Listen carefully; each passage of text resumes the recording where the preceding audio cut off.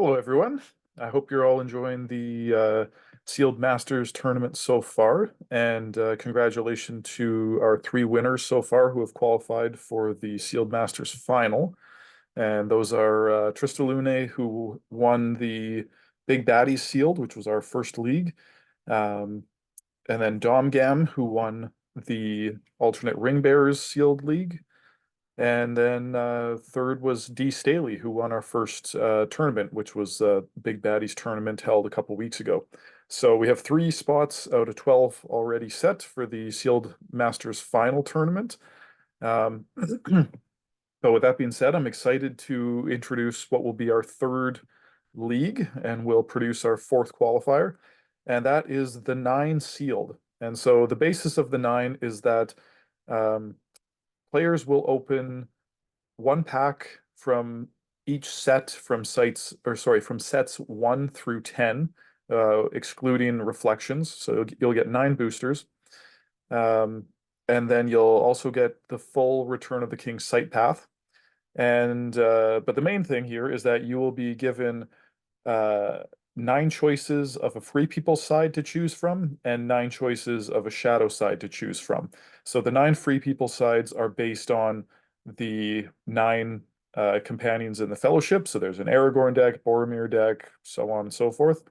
And then on the Shadow side, the 9 shadows that you can choose from are based on decks that revolve around the 9 Nazgul. So there's an Attëa deck, and a Cantëa deck, and an Enquëa deck, and so on. So without further ado, I think I'll jump into showing you all the decks that you'll be able to choose from, because I feel like it might be a lot to try to break down all these just by looking at lists or by looking at the decks in the shared library on GEMP, which they're all uploaded already.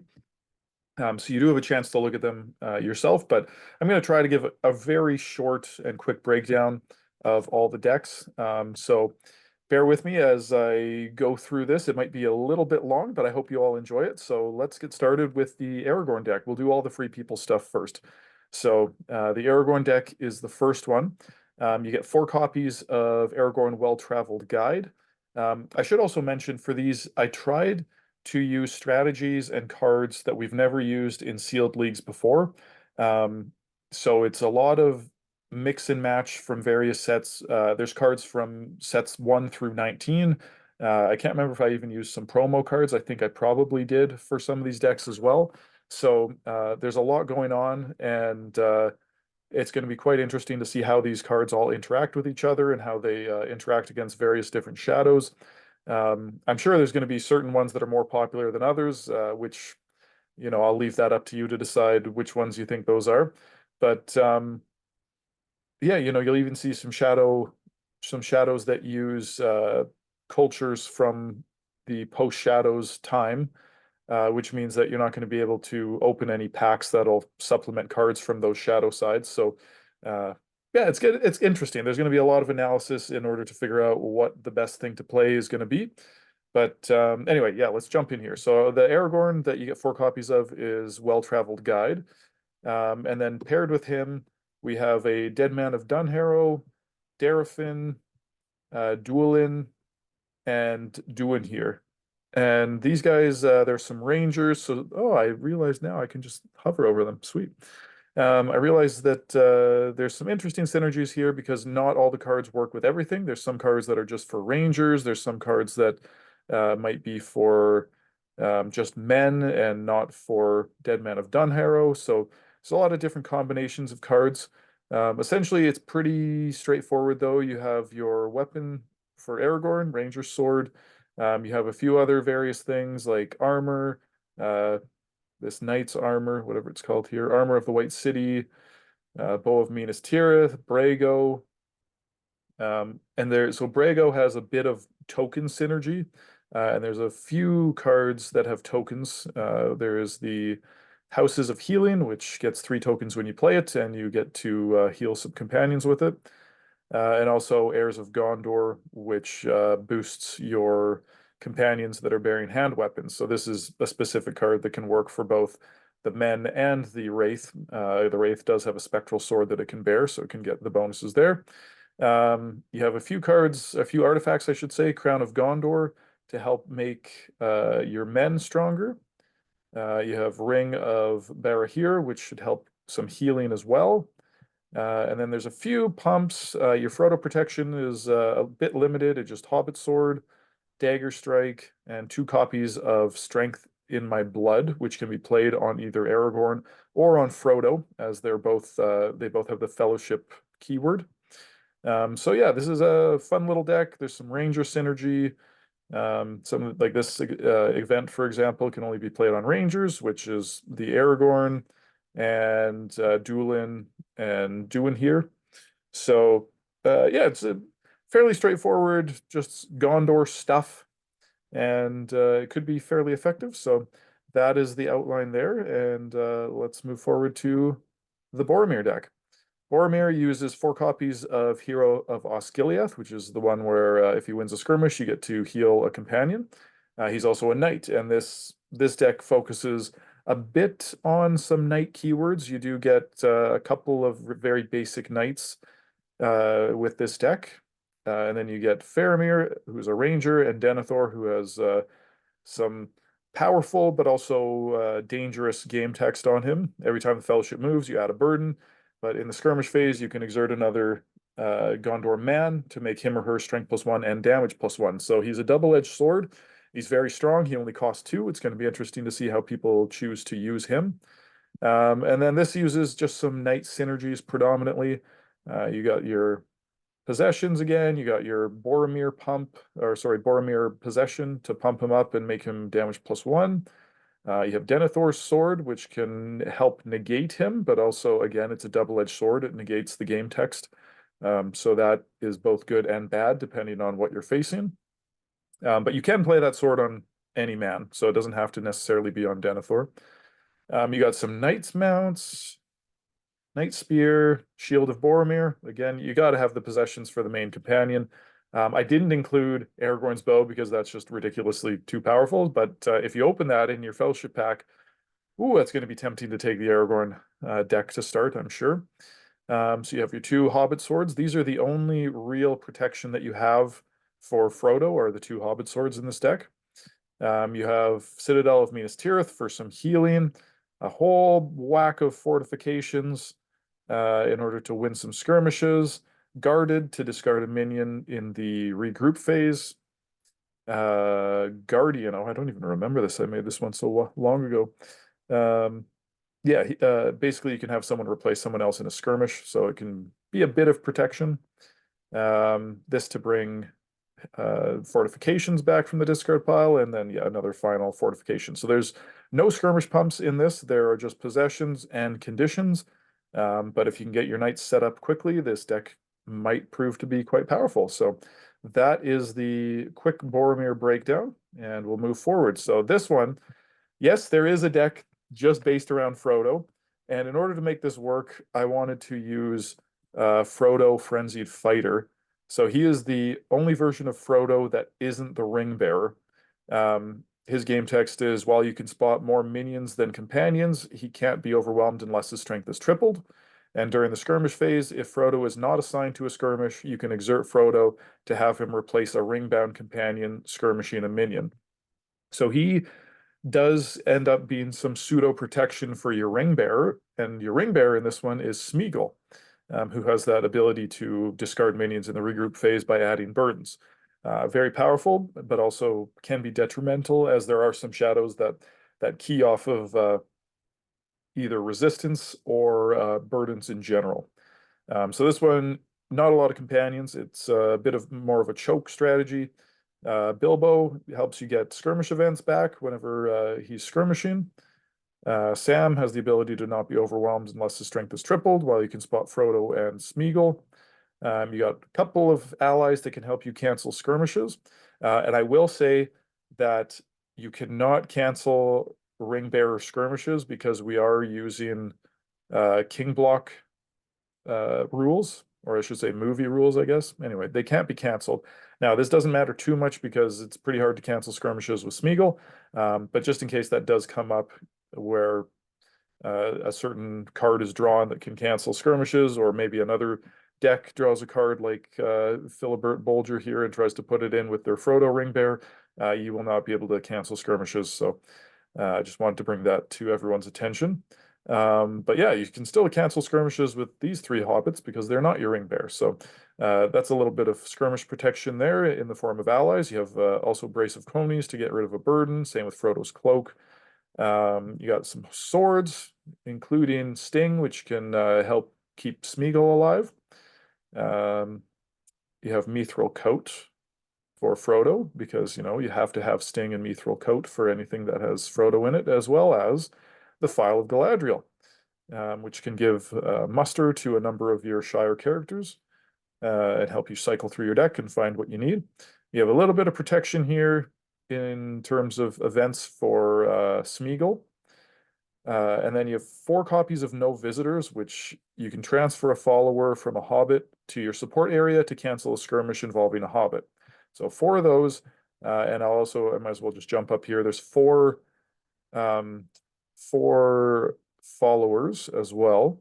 You have Deagle, Gondorian Servant, Daddy Two-Foot, and Robin Smallborough. So each of them have not the most useful effects. Some of them are slightly more useful than others, but predominantly they're around for no visitors to be used. And if you reap a small benefit from it, then good on you. I'm glad it helped you out a little bit. Here's a little bit more ring bearer protection. But yeah, it's very much choke and sneak along and cancel skirmishes and, you know, replace skirmishes with Frodo and things like that. So interesting dynamics. I'm fairly convinced that it'll be viable to play. So I hope some people will at least try it out. I know that it's very easy to look at all the other cultures that have bigger companions and say, oh, these ones are certainly going to be better, but don't discount the Hobbit decks in these builds, as I think I tried at least to make these as even as possible, and also balance in interesting ways with different shadows. So with that, let's move on to the next deck. We have Gandalf. Gandalf uses 4 copies of Gandalf Returned, which lets you pull a possession from your draw deck or discard pile when you play him. And every time he wins a skirmish, you can reinforce a Free People's token. I will jump over to the tokens here and say there's 3 cards that get tokens. There is Behold the White Rider, which lets you kill minions. There is Fear and Great Wonder, which gives muster to companions. And there's Last Stand, which you can remove 3 tokens to make a companion strength +3. So that's a very powerful card. It's good for ring bearer protection as well as just general protection for skirmishes for all your companions. And paired with Gandalf are the Gandalf type men. So you have Barliman, you have Dasron. That's actually the first time I've never realized till just now it's not Darson. Anyway, Yarnsmid and Librarian. So Librarian makes each of your men strength +2 if you can spot 2 tokens. So again, you want to get that online quickly. Yarnsmid removes burdens. Darson can get events back, and Barliman, I believe, also gets events back if I remember. Oh, you can take cards into your hand in the maneuver phase. That's what it is. But he's strength +1 for some followers. And there are follower synergies in here as well. You have 4 followers. You have Radagast, Meneldor, Gwaihir, and Alatar. So some cards that we certainly have never seen in any of the sealed formats in on Gemp here. And then the rest of the deck is predominantly pumps of different types. I guess you do have a few possessions. You got Bjornian Axe, which you can put on any of your men. You got Glamdring, Shadowfax, Sting for our good Frodo Ringbearer, and Gandalf's Staff. So Gandalf's got all his toys there. Oh, and Narya, of course. And then past that, you just have a whole bunch of events. So this is a maneuver event that can make minions weaker. Skirmish pumps, more skirmish pumps, more skirmish pumps. This is a pump spot 3 Gandalf companions to make a minion skirmish in a companion strength -3. So this is also your Frodo protection in some ways. And another pump. So that is the gist of the deck there. It's very skirmish heavy, lots of protection, but not a lot of damage +1 abilities in this deck. So there's going to be some interesting shenanigans to set up various things. But with that, let's move on to the next deck. So we have Gimli here. Gimli uses 4 copies of Lively Combatant, where if he wins a skirmish, you get to draw a card. I've paired him with 4 other dwarves, Dwarven Warrior, Farron, Gloin, who can cycle very quickly. Every time he wins a skirmish, you may draw 3 cards, then place 3 cards from your hand beneath your draw deck. And Lennar, who can do some damage bonuses and might do a bit of healing, but yeah, maybe not. Depends what shadow you're playing. Then we got a few possessions here. You've got your hand axes, your Gimli's battle axe, Dwarven bracers, Belt of Erebor, and Axe of Khazad-dûm. So you'll get some decent-sized fighters out of that. Your Frodo protection is 2 Hobbit swords and Orc armor, as well as 1 skirmish pump in Hope is Kindled. And then the rest of the deck is, well, I should say, you got a few conditions. Proud and Able makes your dwarfs damage +1 for each possession that they bear. And this condition, Loyalty Unshaken, has the potential to make a dwarf strength +2 and then damage +2 for each dwarven card stacked on it. So a bit of damage bonuses there. Also, this condition here, A Clamor of Many Voices, which lets you draw a card for every skirmish you win with a dwarf where you played an event. And then past that, you just have some interesting events here. So you have Argument Ready to Hand. This is one where you spot a dwarf and you choose a shadow player to spot a race, and they have to discard all minions of other races. So this is interesting because there's a lot of decks that have Nazgul and then just other races. So if they play a Nazgul and some other cards, you can make them be forced to discard some stuff. You got a skirmish pump, more skirmish pumps, more skirmish pumps. And then a couple of cards where extra damage bonuses can lead to being able to wound minions who are not assigned to skirmishes, or is this, yeah, also not assigned to skirmishes. So you have a couple of interesting ways to clear some minions with those 2 cards as well. So that is the Gimli deck, and we'll move forward here. I probably need to move a little quicker, or else it's going to take an hour. So I'll try to speed things up a bit. Legolas deck. Legolas focuses on archery predominantly. You get 4 copies of Legolas Skeptical Guide, who can add 2 threats in the archery phase to wound a minion. It's kind of like a pseudo Greenleaf, but with threats. Paired with him is Arwen, good against the Nazgul.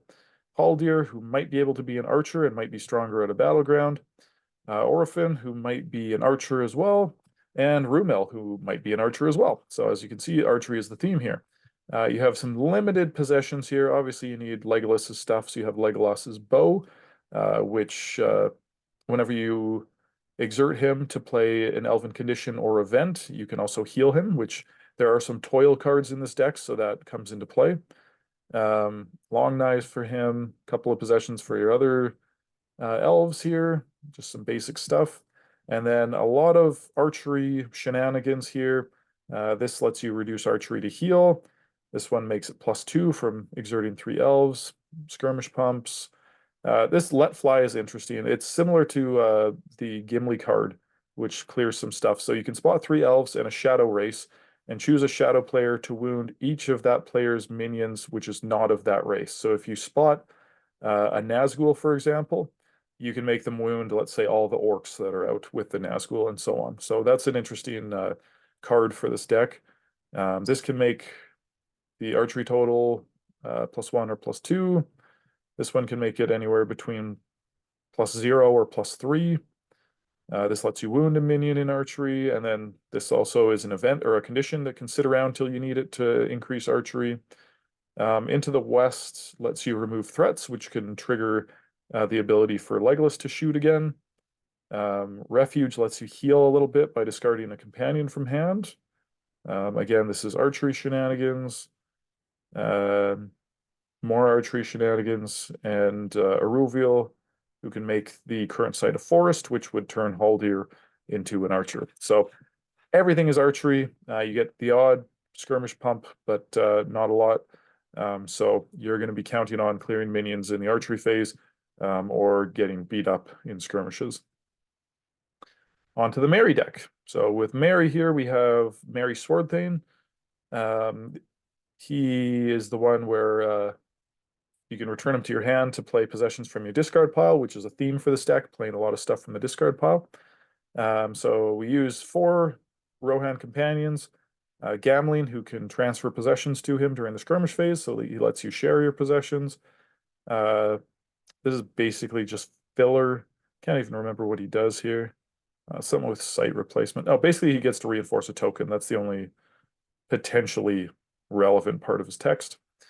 Warrior of Rohan, you can't transfer possessions from him, but he's a little stronger. And Éowyn, you can play possessions in maneuver to heal her, so those are all important parts of the deck. You got the Ekglaf villager, who can also play a possession from the discard pile. Then you got a whole whack of possessions, but I don't know if there's just 2 hand weapons, I believe. One is Merry's sword and one is Éomer's spear. So there's a lot of stuff, though, that discards possessions that you're going to be recycling in this deck. So this is just for a little extra vitality. The horse is good because it can you can exert bearer to make a man strength +1, so that can help in skirmishes. King's Mail to prevent wounds. Sword for Merry, obviously very good. You can exert a bunch of companions, or exert a bunch of minions. Apologies. The Javelin you can discard to make the archery total +1 or +2 out of planes. Rohirrim Bow you can exert to wound a minion. Rohirrim Helm, you can potentially cancel skirmishes by discarding it. The Shield reduces archery and lets you heal. Sturdy Shield makes you stronger, and you can discard it to liberate a site.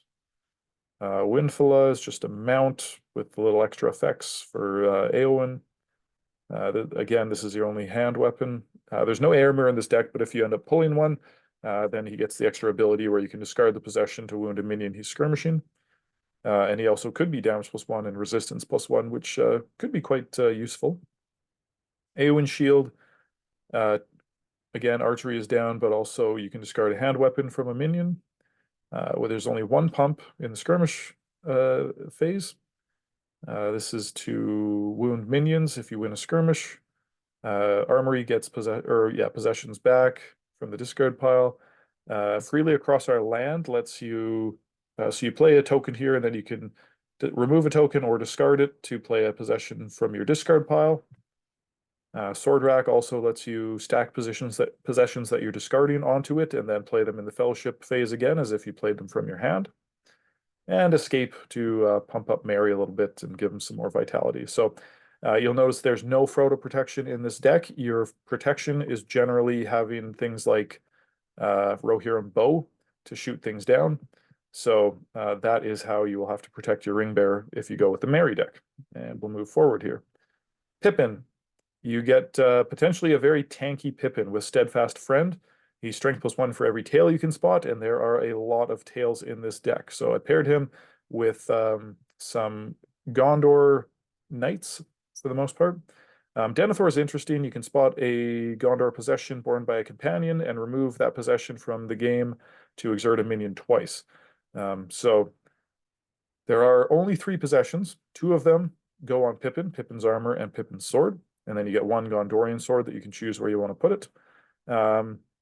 You do have the ability with Guard of the White Tree to discard conditions to make him strength +2, so he kind of has a built-in pump there. He's probably going to be the predominant fighter outside of Pippin.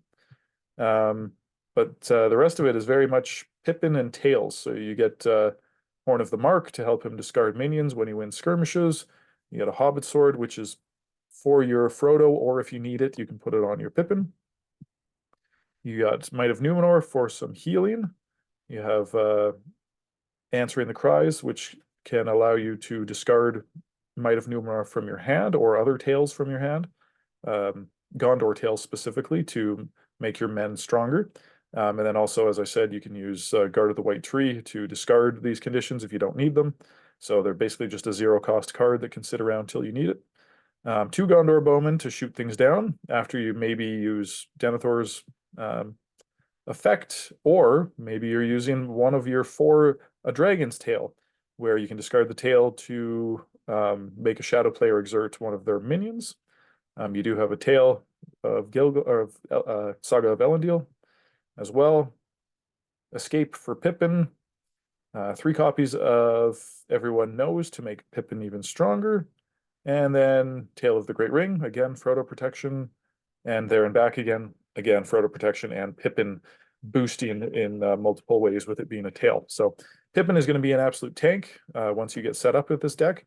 He will be the primary fighter, and it'll be interesting to see how you can navigate double moving him, removing minions with Horn of the Mark, or maybe with Gondor Bowman and Dragon's Tail combinations. But you'll risk losing some tails if you use your resources up. So it'll be a really interesting balance to see how that deck functions against various shadows. The Sam deck, I believe this is the last Free People's deck. Tough to make a deck that's based around Sam without Great Elf Warrior, so we see him again despite having seen him many times in different decks, but there's a bit of flair to this one. So it only uses really random hobbits along with him. Tolman Cotton, Rosie Cotton, Fredegar, and Farber Maggot. So he is going to be quite a bit stronger with all these other hobbits around. But then it's very much choke and stay alive. So you have your Build a Pony, you got your Frying Pan, because you have to have a Frying Pan with Sam. You got your 2 Hobbit Swords, your Orc Armor. You have Salt from the Shire, which helps keep unbound hobbits from being overwhelmed. Sam's Pack for healing, Sting for either Frodo or Sam. File of Galadriel, because obviously that was used by Sam as well, but a different version in this deck. And then some skirmish stuff to keep your hobbits alive. There's a whole bunch of them. 2 copies of Narrow Escape to help you to double. Don't Let Go as a little saving grace pump that you can keep in your support area. Extra Vitality for Sam. Simple Living, if you play an event, discard this condition to heal each hobbit, so that keeps your boys alive as well. And Sudden Fury, put a token on it every time a Shire Companion loses a skirmish. And then you can remove a token from here to make a Shire Companion Strength +1. So getting that out early will make games considerably easier for this Free People side. But it does have the capability to survive and sneak around without that too. So those are the 9 Free People's decks. So let's move on to the Shadow sides. The first one, ironically here, the first 2, I think, are going to be using Shadow cultures from post-Shadow sets. But most of them use stuff from movie blocks. So it just happens that alphabetically, these ones were had synergy with the versions of the Nazgul that I was playing, so I went with them. So the namesake here is Attëa. He's the one where if he's assigned to a fierce skirmish involving a character with resistance 4 or less, you can exert him to add a burden. So this deck uses some burden creation, but predominantly it's just to get resistance down a bit, and then that way you can do some shenanigans with things like Cutthroat Orc, who's Strength +1 for every companion over who has 5 resistance or less. Entrapping Orc, who you can assign him to someone with resistance 4 or less. Foraging Orc, you add 2 when you play him if you can spot someone with resistance 3 or less. Hill Orc, if he wins a skirmish, you can exert him to exert every companion with resistance 4 or less. Mocking Goblin can add burdens potentially. Same with Morgul Tormentor, although quite unlikely to add burdens, but not impossible. Another orc that keys off resistance 5 or less. This guy can add burdens and is cheaper for each burden that you have on the Ring Bearer. Again, more resistance shenanigans. 2 orc miscreants who can add burdens in the regroup phase. And then a couple other random sort of filler orcs. We do have 2 copies of Nazgul Sword, so that if you do get 3 burdens, then Attëa can be damage +1 along with the strength +2. 2 copies of Bound to Its Fate to add burdens, and then 2 skirmish pumps. You'll notice, I think every single shadow has 2 skirmish pumps in it. I might be wrong. There might be 1 or 2 that only have 1, but I try to keep that so that there's always a threat of events being played, and it's always something that needs to be played around. I also, I think, have different pumps, so there's multiple things that could be played that you need to be aware of. So just a little extra flair that way. So that is the Attëa deck, predominantly worrying about resistance. Then we have Cantëa, who uses the Uruk culture. Cantëa also keys off of resistance and has the ability to exert companions with resistance 2 or less in the skirmish phase. And then the Urukai are, again, keying off resistance as well. This guy can lower resistance. This guy is stronger, skirmishing low resistance characters, can't be wounded by low resistance characters, can discard possessions for low resistance, extra damage +1 for low resistance. Basically just a whole lot of Urukai that get bonuses from lower resistance. Now, there's not burden adding ability in this deck. You have more shenanigans such as this, where each unbound companion is resistance -2 for each wound he or she has. So you have some not orcs, some Uruks who can lower resistance through some of their effects, and then the other ones usually key off that. And then you also have 2 copies of Our Foes Are Weak to make an unbound companion resistance -3. Oh, this one, because there are a number of Urukai that are quite strong, I don't think maybe there's 2 pumps still?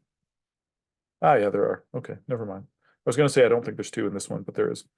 Yeah, you got a couple possessions here. You have ways to discard a possession for someone with a low resistance. This is a pump against a companion with a lower resistance. This is a pump for strength +1 for each other minion you can spot. And then Shingle in a Storm can help you keep the fellowship count lower, but also has resistance assignment abilities. And this is for cycling. So that's the deck. Pretty straightforward again, it's just resistance based. And for those 2 decks, you're not going to be able to really open much that can be supplemental to the deck. I guess there are some cards that could key off just orcs and just Urukai. But for the most part, there's not going to be cultural connection between things you open and those 2 shadows. Moving on to Enquëa, this deck uses burdens again. But this is pure burdens to get Shotgun Enquëa on board. I guess we'll go over some of the events first here before the minions. You have Enduring Evil to win some skirmishes, an important skirmish, as well as Eye of Barad-dûr for the same purpose. 2 copies of Gleaming in the Snow, so if you can spot a Gondor companion, you can exert an orc to add a burden. So this card will be useful against, Aragorn, Boromir, Merry. Is that all of them? I think there's probably a 4th one that uses at least something. Maybe not. Maybe just those 3. Yeah, I think it's just those 3 with Gondor companions. So this card will be situationally useful. The Ring is Mine for burdens, Desperate Defense of the Ring for burdens, Thin and Stretched for burdens. So you have some ways to generate a few burdens, and then also Wisp of Pale Sheen can add burdens for you if you have the right setup, and if you can keep it alive. Past that, it is there's some Twilight connection with Corpse Lights and Wisp of Pale Sheen. But other than that, it's just kind of bigger orcs that will hopefully stay alive through skirmishes. Army of Udun, Axeman, Grizhnak, Host of Udun.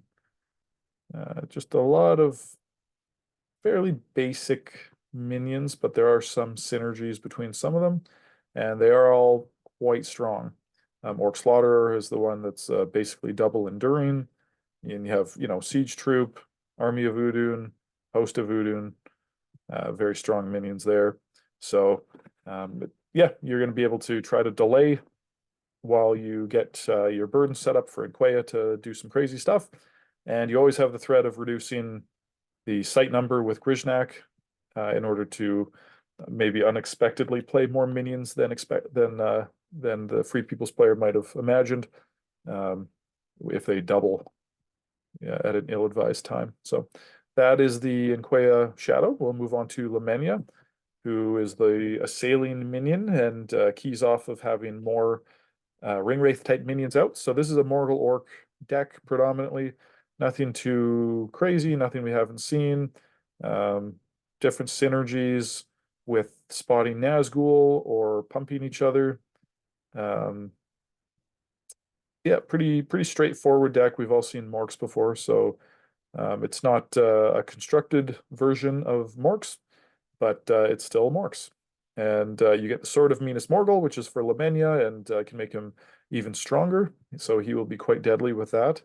Houses of Lamentation and War Long Planned as pumps. Interestingly, only one of them can be used on Lemenya, which is houses. This one's just War Long Planned is just for orcs. Then you have Stooping, which is also a pseudo pump in a sense, and Swarming like Beetles to you can remove threats. There'll be some key-ins with the threat ability, which could be good against Legolas or also just good with your Morgul destroyers. So fairly straightforward. I'm not going to go into any more detail than that on Lemenya. Nelya, I decided to use the Twilight version where there's some burdens, but you only need 2. So this is classic Easterlings where you want a few burdens, but you don't need a whole ton. So you have a lot of guys that either get boosts from burdens or have the ability to make themselves damage +1. Easterling Footman can help you generate up to 2 burdens.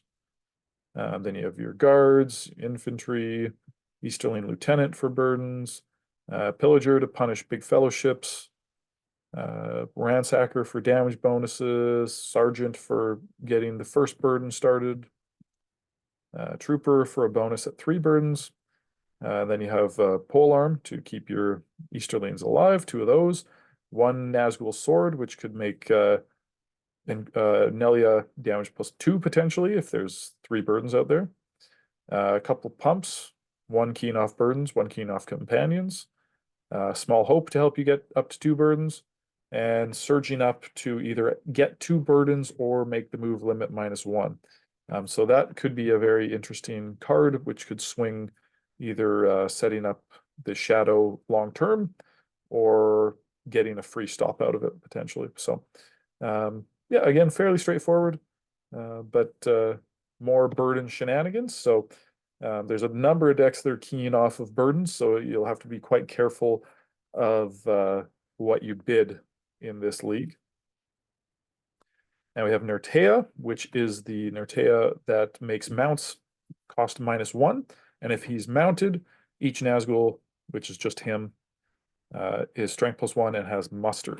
So for mounts, we have 3 Mumacs, 3 Mumac Kill, or sorry, 2 Mumac Kill, 2 War Mumac, and 2 Black Steed. You have your 2 pumps, as always. And then the rest is just a bunch of Southrons that can be quite deadly with the mounts on them. Army of Haradrim is the biggest one and can also recur those from the discard pile, along with your chieftain. You do have a commander to help you control fellowship size. And then, yeah, guys that can wound by removing 3, guys that add threats. So there's a few guys that add threats. There's 3 desert villains, 3 desert fighters, and there's a good chance that when you're doing a bunch of wounds with your fierce minions, that these threats will eventually be turned into burdens. And if they are, then Desert Legion could get online and be even bigger than he already is. So that's the synergy there. Desert Nomad also keys off of threats a little bit. So there's a little bit of threat synergy, but it's very minimal. But yeah, you're basically just going to be putting your mounts out there and fighting away with them. So Nertëa is going to help them cost less, and then making it so that you can do a lot of wounding that way. And we'll move on to Otsëa. Otsëa There's really not a lot of good selections for Otsëa, and I didn't want to make it either way too powerful with a super strong rare or way too weak. So this one uses the initiative ability predominantly, and it's paired with Corsairs. Otsëa has the ability to either return an unbound companion or exert a ring-bound companion to twice. But the main thing here is that you're going to want to get your war galleries going in order to get initiative. Then you have, oh yeah, this is the one that only has one pump because it could be very good. Wind that sped ships could potentially be a +6, so it's very strong. And then you can, if you have initiative, you can put it on top of your draw deck, which is why we don't have multiple copies of pumps because it is a pseudo multiple copy. You do have, however, Underfoot, which not only keys off initiative, but also is a pseudo pump in itself. You have Let Her Deal with Them, which paired with this version of Golem can be played every turn, because if you have initiative, you can play them from your discard pile, both of them. So he's sort of a recurring initiative threat. And then you have a few interesting guys that aren't Corsairs. You have Southron Chieftain. When he gets assigned, you have initiative until the end of turn. And Suzerain, I don't know if I'm saying that right. Suzerain, I don't know, of Harad.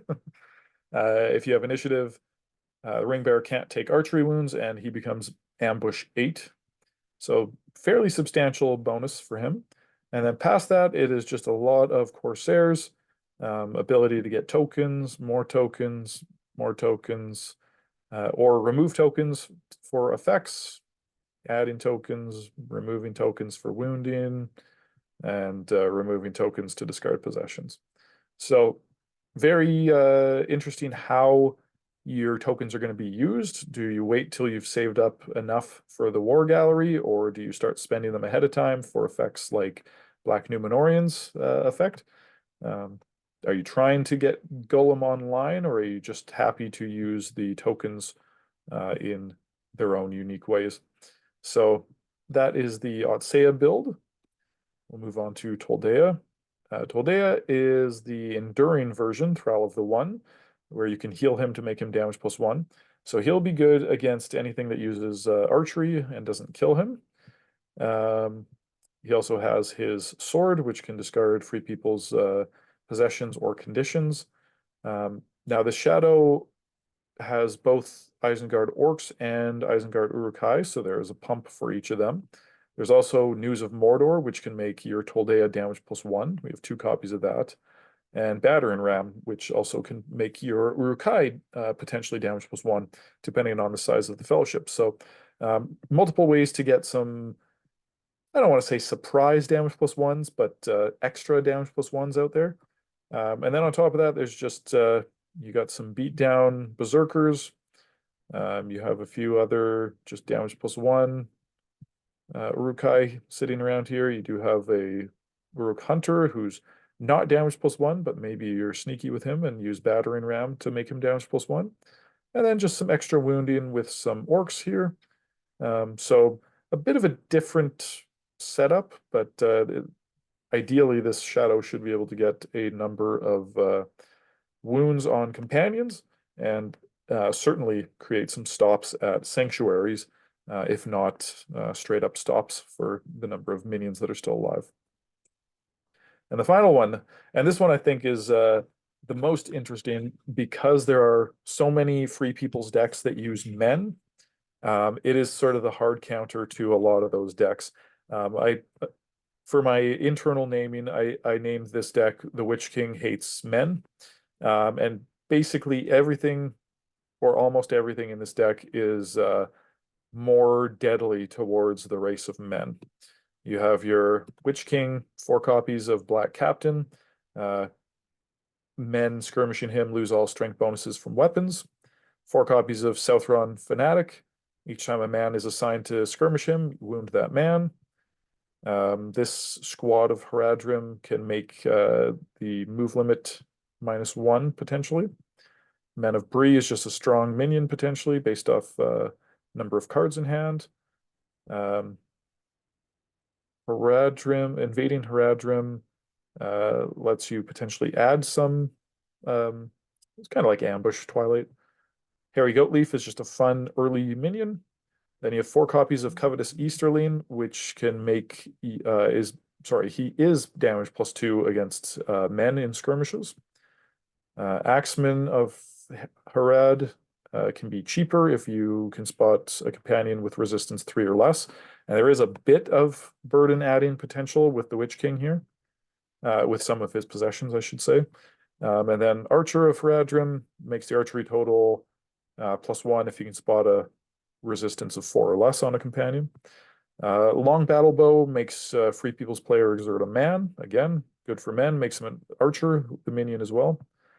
2 Pale Blades, making your Witch King stronger, and if he wins a skirmish, you can exert him to add a burden.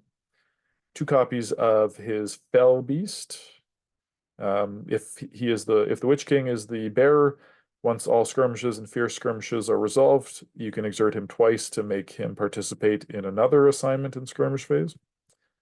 Then you have 2 pumps for your men, which are only for your evil men race and not for your Southron fanatics. And 2 copies of Stricken Dumb, not only to exert the enduring Witch King, but also to get rid of some pesky tails or weapons. So this threat of this shadow side is going to make it interesting, in that you might need to think twice about whether you want to play a deck that has men in it, or you might look at your polls and the decks themselves and say, the men decks look very strong and they're worth playing, even with the threat of the Witch King deck looming large. So that is the summary of the 9. Again, to pair with that, you are going to have your you're going to have your 9 boosters, 1 from every set in movie block, and then you're going to have your king block sites. I think that is the summary. So I hope you all enjoy the league. I put a lot of work into it. It should be eventful. It should be fun. I hope that lots of different decks get played. I hope people are brave and decide to play some of the Hobbit decks. Don't worry, I won't be offended if they are of minimal play. At some point, I'm going to make a short video going over the stats for our first 2 leagues. I already have a document on Big Baddies on how many of each deck was chosen and where they finished in the standings and so on. So that will be quite interesting. And then I will be doing the same for the alternate ring bears. It's going to be a little harder to know what the data means because there was a lot of decks that played the Frodo that they opened in some of their packs as their ring bear. But we'll still get the information on what was chosen for the ring bear. I don't think anyone chose Smeagol, which I was really sad about. I was hoping there'd be one. But if you don't open ringbound stuff, ringbound rangers, probably you're kind of in trouble with that. So with that, I hope everyone has enjoyed this video. I hope you're looking forward to the 9. It will be kicking off very soon, so I hope to see you all out there. And remember, whoever wins this league will be qualifying as the 4th person into the Sealed Masters final tournament. Good luck, everyone, and have a lot of fun.